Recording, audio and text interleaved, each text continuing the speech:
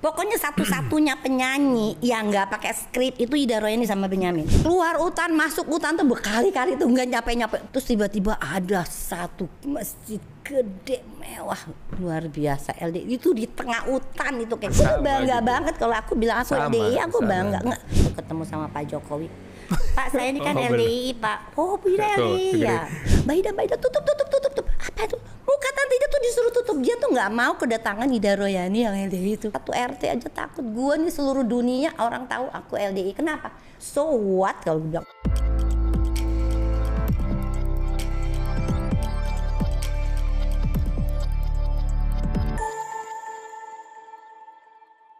Dari semua yang tante kerjain sama almarhum Bang Ben, yang menurut tante paling cinta yang mana? Lagu kah, film kah? Yang paling memorable lah buat tante Ida. Apa semuanya kah? Kemana? Tadinya ya lagi diajak nyanyi lagu Betawi itu kayaknya apa sih kok nyanyinya kayak begini. Tapi karena memang itu udah keseharian tante Ida kan orang Betawi juga, ya masih ada darah Betawi, Cina, Betawi. Jawanya tapi dikit lah, Sunda tapi papaku orang Sunda. Jadi untuk ngomong Betawi itu ya nggak usah pakai belajar lagi, memang udah keseharian. Nyablak aja gitu. Nyablak aja gitu. Pokoknya satu-satunya penyanyi yang nggak pakai skrip itu Ida Royani sama Benyamin. Jadi gampang. Jadi kalau misalkan take salah nih, rollingnya terus. Enggak, udah take lagi. Bisa beda kata-kata. Karena ada isian-isian, improve. Kata-katanya juga kadang beda. Jadi asal keluar aja, asal ngejeblak. Jadi Benyamin juga suka nyanyi sama Tante Ida karena nggak ada lagi pasangannya. Dulu kan dia juga punya pasangan juga yang asal spontanitas ya, Tante Ida. Ya itu namanya kimia lah, chemistry lah. Jadi nggak ada satupun yang lebih memorable tuh emang kebersamaan dari keseluruhan proses kreatif sama almarhum Bang Ben ya. Kalau ini singkatnya Tante, ketemu sama si Darling gimana? Sama si Darling lagi di pengajian dong. Oh luar biasa si Soleh dan Solehah nih. Dulu yang suka ngapel ke rumah justru kakaknya zaman dulu. Oke. Dulu Tante Ida dulu kan di rumahnya itu kan tempat ngumpulnya anak-anak band. Dulu kan ada band namanya Sabda Nada itu tahun 60-an itu. Itu yang main tuh Krisye. Yang main Krisye terus Ponco. Legend nih ya, legend. Ponco Sutowo. Terus kakaknya siapa?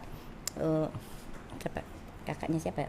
Siapa Tante? Kakaknya Bang Kinan, kakaknya Om Kinan. Terus udah gitu Terus aku penyanyinya juga, aku suka nyanyi juga di situ. Wih, kalau anak sekarang kalau bisa nonton Om Kinan tuh punya band namanya Geng Pegangsaan. Geng Pegangsaan kayak apa ya sekarang ya?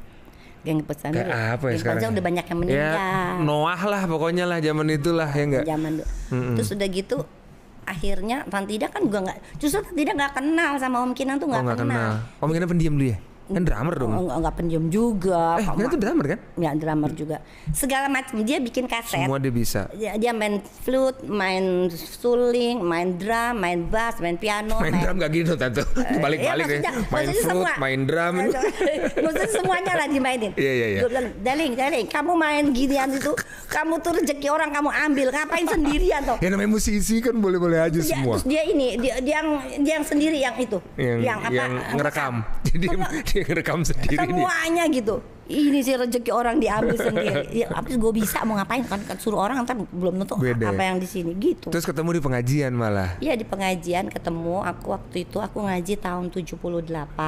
Terus aku katanya kakakku gitu, Dada lu kawin sama Kinan aja cocok. Dada lu kan penyanyi, dia pemain band. Kinan siapa? Kinan Nasution. Ih apaan sih anak kecil aku gitu. Om Kinan lebih muda ya? Enggak, Om Kinan tuan setahun. Tapi kan pada waktu itu looknya lebih muda. Apa sih masih kecil gitu. Terus Om Kinan katanya denger lagi Tante Ida ngomong gitu. Dia denger. Terus sialan gue dibilang kecil. Terus makanya orang-orang kan pada ngelamar datang ngapel gitu. Om Kinan kagak. Ngapain deh? Kagak, tiba-tiba dia ngelamar aja. Terus udah gitu gue enak aja gue bilang anak kecil gue doain aja tiap malam katanya. Waduh. Lu yang punya dia di sono, gue udah bintangnya majang sono aja. Dia doain, tiba-tiba dia waktu itu kawinannya Agus ya, Agus adekku. Terus udah gitu kita sama-sama satu apa? Pelaminan? Enggak. kawinannya Agus kita sama-sama satu meja. No. Satu rombongan. Satu rombongan kapal terbang. Oh, dia cuma pesawat. ngelempar ini aja, ngelempar apa? Tisu. Kertas gitu, ngelempar kertas. Ya Allah, lucu amat. Kamu nggak mau kawin sama saya? Terus gue bilang, apaan sih? Terus aku gini. Tiba-tiba aku gini. Balas lagi. Boleh, aku nggak mau. Lucu banget. Ya, Terus? aku tuh susah loh seneng sama orang. Susah banget. Tapi ini aku tiba-tiba. Makanya ini didoain. Doa til kontal kantil itu. Didoain. Itu udah diludahin kali itu. Terus udah gitu. Terus aku bilang ini boleh, tapi ada syaratnya. Aku bilang ada syaratnya. Terus balikin, aku balik. Syaratnya apa? Ih, lucu banget. Gue bilang syaratnya satu. Aku udah punya anak. Kamu harus sayang sama anak saya. Satu. Kedua, aku nggak mau diwayu. Itu syarat gue. Kan gue dulu belum mengerti. Ngerti dong. Abis Iya. orang zaman dulu orang baru ngaji Itu aja maksudnya diduain gitu ya. Abis Bingung udah gue jelasin. Lu jelasin itu di teks ntar di bawah ya itu apa ya. Bukan urusan gue ya. rondo. Aku setiap aku ngaji rondo nih kan Iya, zaman itu. rondo apa sih rondonya aku Maksudnya? sebel gitu. Tapi kan rondo sekarang sama rondo dulu kan beda. Kalau rondo dulu kan gue masih kiwis gitu, masih muda. Masih umurnya 26 tahun kan.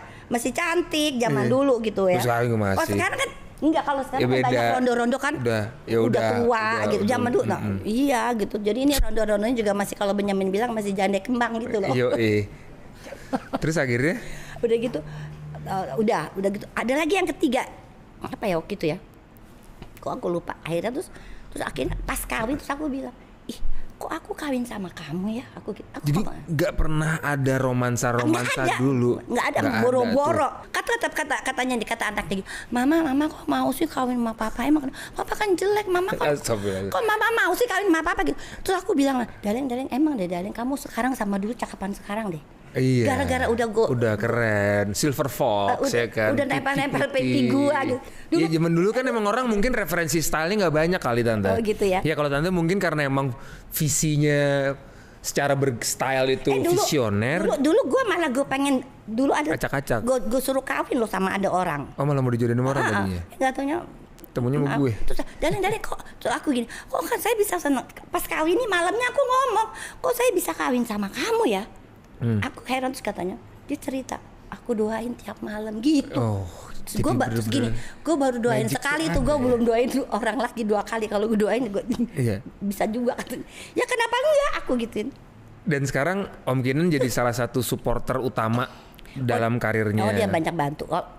Dia yang nyariin waktu aku bikin di Italia. Nah coba tuh sekalian tuh ceritain ketemu Om Kinan sampai akhirnya start di Italia, sampai akhirnya bisa lahir brand Ida Royani, itu kayak gimana Tante? Jadi waktu itu kan aku pas aku kawin sama Bang Kinan, terus aku kan udah gak nyanyi.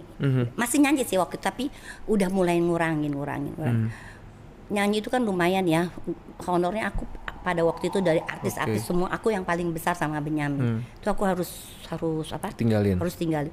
Emang di situ untuk itu berat juga, tapi akhirnya Allah juga kasih. Terus aku bilang, ya udah nanti Ida mau bikin baju anak muslim. Terus kata Bang Kinan, ngapain baju anak muslim, untuk dewasa aja, orang belum ada kata desainer muslimah. Akhirnya aku mulai bikin baju, dan bikin baju gitu. Aku terus mungkin karena aku diminta sama Sarina Tamrin. Jadi pertama kali di Jakarta ada orang desainer yang ada toko busana muslim, satu-satunya ya Ida Royani waktu itu.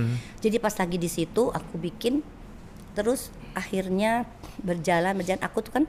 Aku kan kalau bikin kan tadi aku bilang aku harus yang selalu aku yang harus selalu bagus. Zaman itu tahun 80 aja bajuku aja udah 3 juta, 2 juta. Udah mahal. Yang bener tahun itu. Iya tahun itu. Tahu nggak kenapa? Aku kalau belanja, aku ke Paris, aku beli kancing. Beli kancing aja beli kancing di Paris, di Italia, udah kancing-kancing. Terus misalkan ada orang mau pergi umroh haji harus pakai bahan yang mahal. Aku pergi ke Swiss. Jauh amat. Karena belum ada di sini. Sekarang kan bisa ya. Sekarang lu mau apa aja nih, seluruh dunia nih ada di Jakarta. Kalau zaman dulu nggak ada. Masih terbang. Terus aku lagi misalkan dulu fenomenal banget. Jadi bukannya nyombongin, emang harus pergi. Harus pergi. Waktu itu lagi ini sari India. Aku pergi ke Bombay. Terus udah gitu. Pas jadi emang kayak gitu zaman. Jadi emang harga bajunya jadi mahal. Karena emang kos produksi. Jadi makanya orang bilang, aduh gue nggak sanggup deh baju Ida Royani mahal. Semua kan pada ngomong gitu karena memang ya emang aku kosnya juga udah mahal gitu loh. Nah ini sekarang mengenai kerudung. Jadi setiap aku beli bahan, beli kancing, kan ada kerudung Itali. Aku selalu beli gitu. Tapi buat aku sendiri. Terus teman-temanku pada bilang, ih bagus deh dah kerudung lo. Bagus Mbak Ida kerudung. Aku beli di Itali. Jadi setiap aku beli bahan, beli itu, aku selalu beli kerudung. Akhirnya karena orang suka, aku bawa sekoper, 2 koper habis. Terus akhirnya Bang Kinan bilang, "Dak, ngapain sih kamu beli sekoper 2 koper? Mendingan made in Italy by Ida Royani." Akhirnya Bang Kinan nyari pabrik di Italia, ada di Como namanya, dekat Milan. Rumahnya George Clooney itu. Ya. Le Como. Ya, Le Como. Jadi di situ, jadi asik banget kita sekalian jalan-jalan. Jadi akhirnya aku bikin di situ setiap tahun. Made in Italy by Ida Royani. Itu booming banget zaman itu. Sampai sekarang itu harganya 2 juta dijual sama orang. Malah yang aku bikin sekarang malah lebih murah. Kita bicara teknis nih mengenai kain nih. Kenapa Itali yang jadi pilihan? Apakah kan ada Turki juga kan? Apa karena stylenya cocok, seleranya, bahan atau apa? Beda. Dari bahan beda. Dari stylenya juga beda. Sekarang Turki udah lumayan karena dia juga follow dia keep up tuh sama gitu. Itali punya. Kalau yang lagi zaman dulu enggak ada yang lain.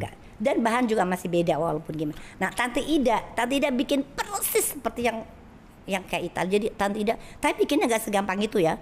Bikin nih benangnya seberapa. Prosesnya Tante, coba ini ceritain proses dari ide sampai jadi barangnya. Ya.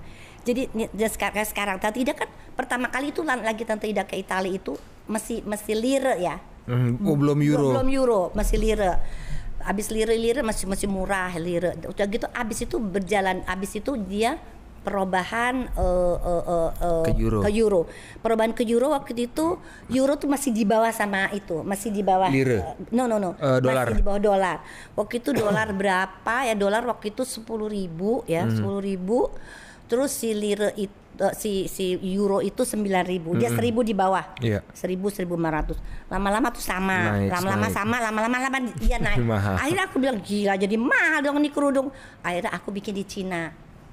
Karena si orang Italia bilang saya juga bikin di Cina loh. Dia juga ngesep ke sana. Iya dia bikin, tapi tetap bahannya semua dari Italia. Dia cuma hanya bikinnya di Cina. Terus akhirnya nanti dia bikin di Cina. Di Cina kurang ajar banget ya sana. Sembarangan bikinnya. Kualitas kita nggak bisa pegang.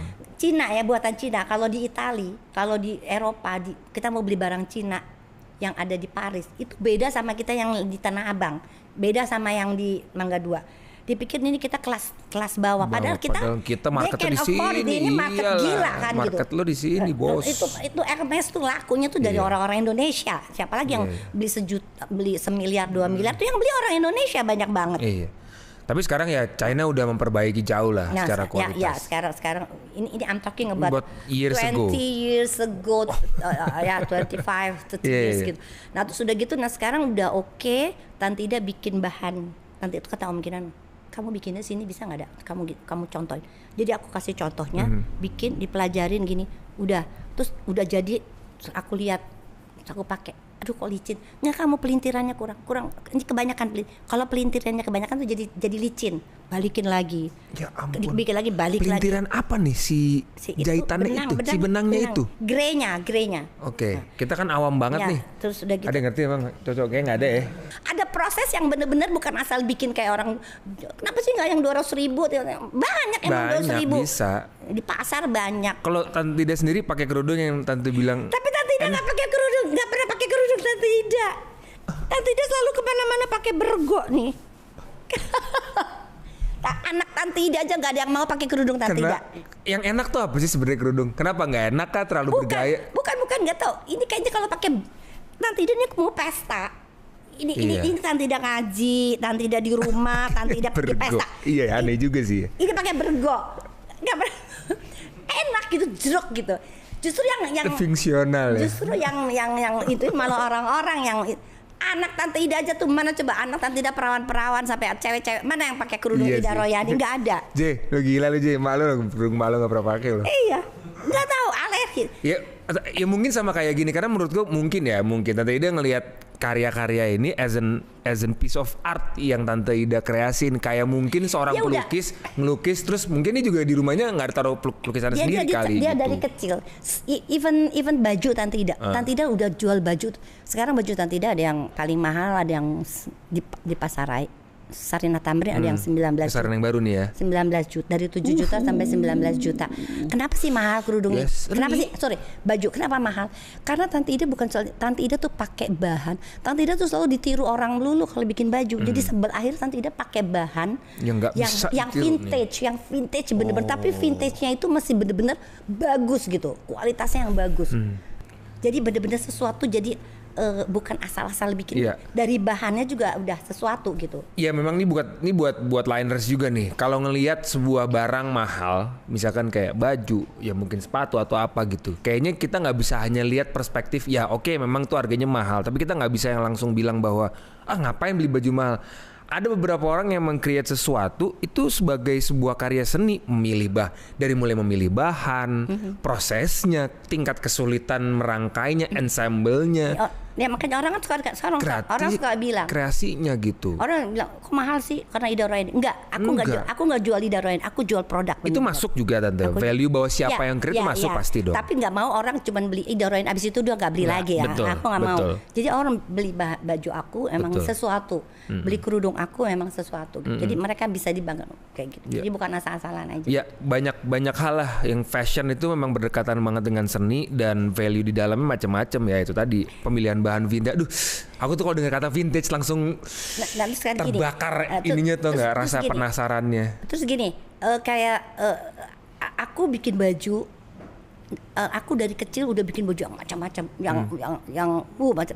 Jadi anak-anakku jadi kayaknya udah jengah gitu ngeliat baju bagus-bagus gitu, dia nggak. Udah biasa. Terus Iya. Seperti Bu Alimin tahu Iya, kan? tahu. Ada di kita di LDI ada teman namanya Bu Alimin, itu tukang masak ya, catering ya. Terus dia juga bilang anakku nggak ada yang suka makanan. Selalu kalau beli itu di warteg katanya, belinya di warteg karena udah macam-macam. Jadi ya kayak gitu, mungkin anak gue juga kayak gitu kali ya, udah bosan lihat kerudung macam-macam, baju macam-macam gitu. Ya jadi akhirnya pakainya yang fungsional aja, yang enak dipakai. Anakku beli kerudung yang harganya 25-50 ribu di pasar. Ini bener nggak mau kerudungnya Ida Royani. Oke, tadi sedikit udah mulai kesebut nih tentang keluarga. Kan ya Tante Ida mungkin jiwanya sangat adventurer lah kayak tadi. Untuk proses pembuatan kerudung aja terbang ke sana terbang ke sini. So how you hold the family value keluarga, terus juga kedekatan sama anak-anak, terus gimana caranya mereka, karena beberapa juga sobat-sobatku lah, Daryl dan lain-lain gitu. Gimana dulu mendidik mereka tumbuh sampai jadi manusia sesungguhnya. Iya, itu kayaknya sih ngalir aja ya, aku sih enggak ya. Kita yang penting kalau anak-anak tuh buat aku, yang kamu ibadah kamu jangan ditinggalin. Itu paling itu ya. Itu nomor satu. Kamu ngaji. Jadi kamu tahu apa namanya perbedaan orang ngerti agama sama enggak tuh beda jauh gitu ya. Itu aja. Nggak terlalu banyak yang harus gimana biar mereka berkarya sendiri-sendiri gitu ya. Wow, ini seru banget sih kalau itu. Oke, kita boleh ngomongin detail nggak? Tante katanya mau ceritain nih satu produk, kalau boleh dibuka juga boleh. Mau dijembreng gitu perlu nggak? Boleh kalau ceritain. Mau tahu. Biar orang tahu nih, kan ini jualan nih. Ini benar-benar jualan aja udah. Biar orang beli, biar orang tahu Tante. Ini kan yang nonton juga banyak dari luar Jakarta, bahkan mungkin seluruh Indonesia kan. Ini pas kebenaran. Ini yang aku baru launching gitu ya. Baru launching. Soalnya kan Tante Ida kan sekarang di rumah, kadang-kadang ngikut siapa sih yang beli, nggak yang beli. Ini kan harganya juga bukan yang murah ya, harganya kan. Ini berapa Tante harganya? 975 kan. Masih oke lah. Ya. Mahal, cukup mahal karena banyak yang lebih murah. Tante Ida kan setiap bulan suka diundang sama warga-warga LDI untuk berbicara di depan para bapak-bapak dan perempuan-perempuan gitu. Ya, gitu ya. Terus udah gitu, kadang-kadang Tante Ida tuh ya luar biasa banget. Pokoknya kalian yang di Jakarta ini luar biasa. Ibadah itu enak banget. Dengan mulus, pakai mobil, pakai motor, kalau di sana tahu nggak, kita tuh yang berbecek-becek, yang naik. Kita kadang-kadang ini yang belum naik, kita naik mobil dulu. Misalkan naik pesawat. Habis naik pesawat itu kita misalkan ke salah satu kota, Emang langsung kita ke masjid. Jalan darat dulu. Jalan darat 5 jam lagi, 7 jam. Udah jalan darat itu kita naik sampan lagi. Kita turun naik sampan, naik motor dijemputnya dari mobil, naik sampan lagi, terus dijemput motor lagi. Gila ya, belum yang nanti di tengah jalan tuh kalau kita lagi mau ke pulau apa gitu ya, di tengah jalan itu naik sampan, yang sampannya itu yang perahunya tuh yang gini tuh, yang apa? Yang pokoknya cuma gitu doang, yang kalau misalkan tiba-tiba ada yang gini. Terus kalau tiba-tiba di tengah jalan itu motornya mati terus aduh ya Allah astagfirullah gitu loh, tau nggak? Jadi pokoknya gila. Jadi kalau kita udah ngumpul lagi di salah satu camp, yang satu kesal, Mbak Ida, aku tahu nggak tadi aku tadi jalan katanya supirnya, Mbak Ida, nanti kita mau ke tempat ini di Lampung nih terutama, kita ke tempat situ jalannya gajur katanya kalau direm nggak bakalan ini. Nggak soalnya becek. Nggak bakalan nyampe. Jadi harus kebut. Itu hampir setengah jam lewati begini. Duk terus gitu. Sampai kadang-kadang kejeduk. Aduh, itu namanya itu di luar kayak gitu loh orang haji. Kita di sini ngajinya kita enak banget, ngaji ibadah gampang. Nah, itu jatuh tuh ke belakang tuh akhirnya tuh. Bisa nggak ambil? Ini aku ambilin deh. ini saking seru ya kalau sama Ida Royan. Ini nenek-nenek juga seru banget. Umurku 70 tahun loh ya. Beda kalau ke rumah gue bukannya silaturahim, show ke rumah gue. Taksi di akrobat. Udah kebayang gue soalnya. Terus udah gitu, terus akhirnya Tante Ida lihat ya, yang Tante Ida tuh sampai ke desa-desa, ke dusun-dusun. Ke sawah-sawah. Terus udah gitu yang beli kerudung Eke nih. Dusun ini. Aku udah pernah ke sana. Beli 2-3 sering beli. Kan aku udah pernah ke sana, jalan tanah, dusun ini. Oh, artinya Tante Ida mau bilang bahwa ada orang-orang yang mungkin kalau kita pikir ibaratnya kita lihat secara kasat mata rumahnya juga kayaknya nggak bakal, tapi mereka appreciate sama karya ini gitu. Banyak. Makanya aku kadang-kadang surprise gitu loh. What drives you? Ini kan sambil cerita ya. Kan tadi pergi harus sharing sama ibu-ibu di daerah-daerah naik sampan. What drives you? Apa yang menyetir Tante Ida sampai semangat untuk menjalankan tugas itu sebagai penceramah lah. Tapi aku selalu bilang, aku ini bukan mau balegot loh ibu-ibu. Dia kan semua teman-temanku kan mau balegot semua. Satu dan selalu aku yang suruh nasihat kan. Jadi emang aku udah 30 tahun, aku pikir gini, untuk seorang, maaf ya, untuk seorang artis ya, yang aku udah dikenal gitu. Untuk aku, biasanya kan aku kalau tour kemana-mana, udah dijemput sampai rider segala, udah segala, hotel bintang 5 lah segala macam.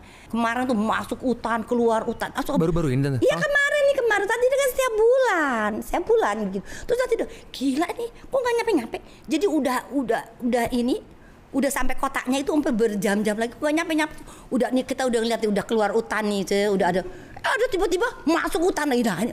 Keluar hutan, masuk hutan tuh berkali-kali tuh nggak nyampe. Tiba-tiba di dalam yang udah berjam-jam, 10 jam, 11 jam. Terus tiba-tiba ada satu masjid gede mewah luar biasa LD itu di tengah hutan itu kayak begitu mewah. Mereka yang order ini. Iya, aku kan surprise. Inilah kerudung Ida. Ini aku yang baru nih. Ini aku baru bikin. Ya kita sebagai kalau cowok sih bahannya glossy terus. Nggak tahu deh kalau kamu sebagai cowok bagaimana? Ya aku sih ngelihatnya kalau aku kan karena aku juga orang mengerti tentang art ya bagus, tone warnanya dipikirin betul, agak glossy kena lampu, bahannya pasti bagus. Iya, pokoknya di sini yang jual kayak gini cuma Ida Royan di Indonesia, nggak ada lagi. Tadi sempat kesebut waktu dipakai licin, emang enakan licin atau enggak sih kalau kerudung? Ini nggak licin, kalau licin kan jatuh melulu. Oh dia harus agak kaku tapi nggak boleh terlalu kaku juga? Iya. Pokoknya ya. Oh, tidak panas tapi nggak boleh kaku. Yang nggak tahu istri kamu udah pernah punya udah punya. Kayaknya punya deh, nggak tahu deh. Udah punya, tanya aja sih. Iya. Oke. Jadi ini kok desain. Ini kadang-kadang karena udah bikin banyak. Mungkin 1000 udah ada kali ya kalau yang zaman dulu ya. Nggak tahu apalagi ya. Kadang-kadang buntu juga apalagi ya. Karena gue suka ini, gue suka makan apel, gue taruh apel di idenya. sini. Oh, gitu. Kamu nggak tahu, Tante Ida kan suka topi. Tante Ida kan suka topi. Iya, topi Tante Ida ada desain, itu justru topi-topi Tante Ida. Jadi Tante Ida foto, Tante Ida masukin. Nggak dibawa sih. Jadi topi-topi model topi Tante Ida. Enggak, bukan ini. Enggak nggak dibawa. Iya. Pokoknya sel kesan. Oh, ini bisa dibilang idenya apa? Ini makanan buah-buahan yang gue suka. Yang gue suka. Gue seneng cabe kan, seneng cabe. Makan cabe. Terus Tante Ida kan seneng ini. Tapi itu story Tante. Ya, how to market produk kan the story behind it ya enggak? Ini makanan-makanan kesukaan Tante Ida. Jadi itu yang di desa mana yang masjidnya mewah-mewah tapi orang nggak tahu. Nih. Jadi pesan. Kadang-kadang mereka gila loh. Mereka tuh appreciate banget. Bener. Gitu ya. Tapi memang mungkin mereka ada kebanyakan Tante Ida tuh bunga-bunga. Karena Tante Ida selalu berbunga-bunga, jadi pengennya yang. Aduh, aku jangan berantakin semua deh. Nanti sayang masukin lagi susah. Coba dua aja lah, dua. Karena orang-orang kan bilang, kok bunga-bunga menas? Karena Tante Ida lagi. Tapi kan Tante Ida gak pernah pakai warna-warna gini. Always black. You always wear black. Ya, I like it gitu. My favorite. Ini orang bilang, kenapa sih sekarang ini ya udah? Kenapa sih sekarang bunga-bunga melulu ya udah? bikin yang sekarang bikin yang flowery. Bukan justru yang macamnya kayak gini-gini. Oke. Kayak lukis-lukis. Jadi macam-macam lah produk mau apa juga sekarang. Kamu kalau ke rumah lihat kerudung di rumahku kerudung. Di musola ngeliatin kerudung, Mbak. Aku bilang kemarin ada tamu, nggak usah ngeliat yang kiri kanan bantal nggak kusuk. Karena warna-warna segala macam. Lihat ke depan kan ditumpukin kerudung. Soalnya Tante Ida kan belum Tante Ida QC kan, jadi lihatnya fokusnya ke depan. Jadi kalau saat di rumah Tante Ida sambil sholat ibu-ibu gitu. Ibu-ibu kan nggak konsen, nggak fokus. Ibu-ibu kan kayak gitu suka. Kalau sama kerudung. Wah, ini seru banget nih kalau sama Tante Ida sih. Udah berapa jam deh? Kayaknya 1,5 jam udah kali. 1 jam lebih ya. Oke deh Tante. Ini kalau kita terusin kita bisa ngobrol panjang banget nih. Ini semua bisa dibilang ya bisa dibilang kalau dibilang puasnya manusia nggak ada puasnya lah. Tapi apapun yang dari dulu Tante Ida dari mulai start nyanyi di Stop Kontak yang dikira semua orang bisa denger kesampaian. Main film kesampaian. Fashion designer kesampaian. Banyak sharing sama seluruh Indonesia kesampaian semuanya. Tapi sampai sekarang pun di usia yang mungkin bisa dibilang tadi Tante bilang the 70, tapi api di dalamnya juga kayaknya nggak padam-padam, malah mungkin jauh lebih besar. So what's next? Tapi itu apa namanya itu bener-bener itu loh. Ada tulisan apa ya tulisan kemarin? Manusia itu justru berkarya yang paling tinggi-tinggi dari umur 60-70 tahun. Really? Udah di research ya. Ada tulisan. Jadi memang buat anak-anak sekarang, aku sekarang lumayan tadi. Jadi aku umur sekarang 3-nya aku cerita dikit aja. 39 mau 40. Katanya dia bilang life begin at 40. Ada insecure-nya kayak apa this is the end of my career kayak gitu-gitu. Tapi kalau lihat Tante Ida kayak gini sih kayaknya masih panjang sih perjalanan gue gitu. Masih 40 tahun lagi. Tante Ida emang gak mau main film aja, masih kadang-kadang ada sekali-sekali masih ditawarin masih loh Tante. Sekarang banyak tahu aktor-aktor yang emang. Gitu, aku udah enggak lagi. Udah enggak ini. So what's next Tante? What's next yang mau dikerjain kalau Tante bilang ini aja sampai ideas udah. Ya next buku. Sebenarnya buku mungkin. Ya pengen Ya, kalau itu sih aku rasa. Biar orang juga pada tahu. Orang kadang-kadang cucu gue sendiri aja kan. Emang dulu nenek terkenal kayak gimana? Idih. Tante nggak punya TikTok, nggak pernah joget TikTok. Makanya.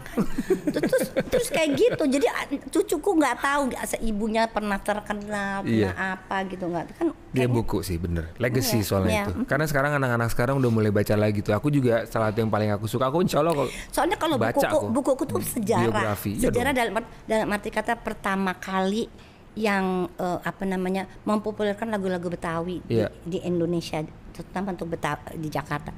Kedua, pertama kali yang mendesain busana muslimah, desainer pertama kali. Ketiga juga dulu pertama kali penyanyi cilik loh di Jakarta. Jadi serba yang pertama gitu. Jadi istilahnya ini bukan cuma sekedar buku, ini juga ada sejarahnya. Iya dong. Dan satu lagi Tante, how you handle on certain things, terutama pada saat kondisi-kondisi sulit. Karena emang sekarang aku melihat ya anak-anak sekarang juga sering apa ya, daya bertahannya jadi agak beda sama angkatan aku, bahkan sama angkatan sebelumnya. Ya maksudnya banyak halangan dikit kita udah ngerasa down karena kita punya bandingan sama orang lain yang mungkin jauh lebih baik gitu. Ya itu mungkin yang perlu di-sharing pada saat kita kondisi-kondisi sulit tuh, gimana kita survive, gimana kita bisa bangkit, gimana kita bisa bounce. Ya semuanya tuh ya, kan rezeki itu Allah itu memberi rezeki pada seseorang itu kan seperti Allah memberi keimanan gitu kan. Jadi keimanan ada yang tebal, ada yang tipis, ada yang sedang. Rezeki kan juga kayak gitu. Jadi kita ya udah nggak usah ngelihat ke orang ya. Kalau kita ngelihat ke atas kita tidak pernah mau bersyukur. Kita kalau lihat ke atas kita nggak pernah mau cukup, kurang terus. Jadi kita emang harus berusaha kalau kita ini mensyukuri apa yang sudah kita dapatkan. Gitu. Semuanya itu nggak kekal, semuanya itu semu ya. Dunia itu hijau. Jadi istilahnya kalau mau yang abadi bener-bener itu ya itu nanti di sorga nanti. Jadi semua sebenarnya kuncinya kita banyak haji, banyak dengar nasihat. Itu kuncinya sebenarnya itu. Dengan kita banyak ngaji, banyak dengar nasihat, teman-teman kita di sekeliling kita juga membantu ya. Itu yang membuat kita jadinya apa sih dunia tuh kayaknya biasa aja, nggak ada sesuatu. Tante Ida bisa ngomong kayak gini, Tante Ida udah ngerasain semuanya. Jadi Tante Ida cuman sharing ya. Ngaji itu jangan sampai harus di nomor satuin maksudnya. Ngaji itu jangan diprioritasin. Itu nomor satu. Jadi nggak ngaji terus udah gitu denger nasihat itu juga penting banget. Itu yang membuat kita jadi kita bisa tidak terpengaruh, nggak silau dengan dunia ini. Nggak ikut-ikutan orang, nggak tergoyahkan. Ada orang mau bilang apa? Nggak. Toh ternyata kita ini, bangga dong kalau Tante Ida waktu itu ketemu sama Pak Jokowi. Pak saya ini kan LDI Pak. Oh Bu Ida LDI ya. Ini panjang lagi diceritain lucu nih. Cerita LDI gimana Tante bawa plat? Bawa plat. Oh Bu Ida LDI ya Pak saya LDI. Terus terus saudara saya, paman saya semuanya LDI. Jadi kita malah ngobrolnya asik tuh. Iyalah. Orang tuh ini I'm telling you the truth ya. Ini ngomong bener-bener ya. Ini LDI sekarang alhamdulillah ya. Sekarang LDI udah berkibar, udah orang udah menganggap positif walaupun kalau kadang-kadang ada orang yang masih nggak cuma LDI Tante. Semua 20 tahun masih 20 30 tahun yang lalu sampai kalau Tante Ida datang ke tempat teman yang LDI, Mbak Ida tutup. Apa itu? Muka Tante Ida tuh disuruh tutup. Dia tuh nggak mau kedatangan Ida Royani yang LDI itu. Kayaknya momok. Ada zaman itu? Ada. Kenapa aku bilang apa sih? Lu baru dibilang satu RT aja takut. Gua nih seluruh dunia orang tahu aku LDI. Kenapa? Tante Ida ke Paris, Tante Ida ke Singapura, Tante Ida ke Eropa ya kemana? Keliling-keliling gitu. Tante Ida ke KBRI kan. Jadi kan ketemu orang Indonesia. Jadi maksudnya ke luar negeri itu maksudnya gitu kan. Gua orang Indonesia. Iya. Wah, itu yang Ida Royani ya. Zaman itu ya. So what kalau gue bilang, lu barusan di ada visualnya tarera. Baru cuman nanya sama depan rumahnya aja dibilang Ida Royani. Iya. LDI itu ketakutan. Apa? We done nothing wrong here. So what? Kenapa? Semua juga melakukan hal yang sama. Aku bangga gitu. banget kalau aku bilang aku LDI, aku bangga. Aku sampai ya teman-teman aku selalu bilang, Mbak Ida, kalau puasa itu boleh nggak sih gosok gigi? Kok nanya gua, katanya lu punya guru yang bagus. Enggak, kalau aku tahu kalau Mbak Ida selalu bilang Quran hadis. Karena kita basic di situ. Jadi berarti ini ada hadis yang boleh nggak? Ya boleh aja namanya gosok gigi. Emang lu nggak mau gosok gigi? Terus mandi lagi siang-siang. Boleh, kenapa nggak boleh? Bau tuh sampai sore gua. Ya udah akhirnya nanya juga sama kita. Iya. Gitu. Wah, enak banget, tepuk tangan dong buat Tante Ida. Aduh, Tante Ida, ambil jasa Vero, terima kasih banyak. Biar gak nyesel nih, Tante Ida mau diceritain lagi gak? Mumpung bisa ada waktu nih. Ceritain apa? Mau diceritain gak? Kayaknya cukup ya, udah ya semuanya. Kalau mau diceritain lagi sampai sore kan? Sampai sore gak kelar-kelar nih. Udahlah, Tante Ida, mungkin nanti next kapan kita bisa. Aku juga belum kepak-kepak nih, ini orang mau pergi lama. Oh iya, besok ya. mau cabut ke Melbourne, ketemu sama. Udah lama. Wih, terakhir pandemi kemarin sempat pergi ya? Nggak pergi, ini baru pergi lagi nih. Iya. Udah 2 bulan apa 3 bulan kali. Aku mau Mumkinan sama Om Casunan itu seru banget lah di Melbourne lah. Ya. Nah, Ida, kita doain benar-benar Tante Ida terus diberi kesehatan, Amin, gimana, amin. kerukunan, syukuran, rezeki yang barokah, Sama-sama. umur Doa yang yang sama barokah. buat kamu. Amin, amin, amin. Salam buat Om Darling ya. Mungkinan sama semuanya. Oke lah, Einer, kita ketemu lagi. Kalau suka videonya jangan lupa di like, di share, dan di komen. Mau pesan-pesan ini langsung aja kemana kalau mau pesan kerudung-kerudungnya? Ini yang di luar Jakarta nih. Kalau mau beli di mana? Ya ketemu di rumahku lah. Kalau online? Kalau online ada, kan aku ada Instagramnya. Nah ya, Instagramnya apa, kasih tahu dong. Instagram Ida Dania Royani. Ida Dania Royani. Pokoknya di situ linknya untuk beli-beli. Cakep semuanya di situ. Assalamualaikum warahmatullahi wabarakatuh. Terima kasih banyak. Jazakumullah khairan. Bye bye. Assalamualaikum.